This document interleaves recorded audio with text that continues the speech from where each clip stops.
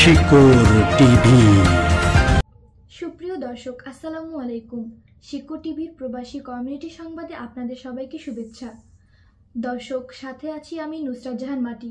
শুরুতেই থাকছে সংবাদ শিরোনাম। মিলান বাংলা প্রেস ক্লাব ইতালির আয়োজনে হয়ে গেল মত বিনিময় সভা। দর্শক, এবারে থাকছে বিস্তারিত সংবাদ।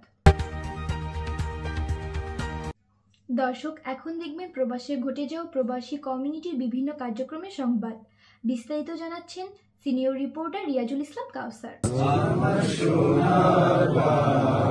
যথাযোগ্য মর্যাদায় ইতালির মিলান লম্বার্দিয়া আওয়ামী লীগের আয়োজনে বাংলাদেশের 54তম মহান বিজয় দিবস উপলক্ষে আলোচনা সভা ও দোয়া মাহফিল করা হয়।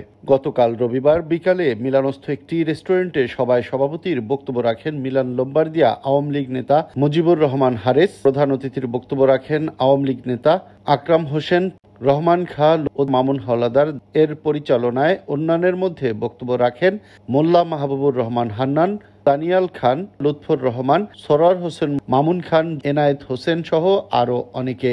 অনুষ্ঠানে আওয়ামী লীগ ও তার অঙ্গ ও সহযোগী সংগঠনের নেতাকর্মী সহ অসংখ্য প্রবাসী বাংলাদেশিরা উপস্থিত ছিলেন।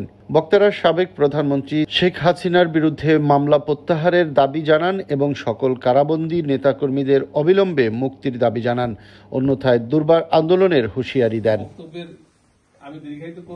রিয়াজুল ইসলাম কাউসার, মিলান, ইতালি। দর্শক, এই ছিল আজকে শিকড় টিভির কমিউনিটি সংবাদ। শিকড় টিভির সংবাদ ফেসবুকে দেখতে লগ ইন করুন facebook.com/শিকড় টিভি। দর্শক, শিকড় টিভির সাথে থাকুন, বাংলাদেশকে ভালোবাসুন। আমাদের সাথে থাকার জন্য ধন্যবাদ। আল্লাহ হাফিজ।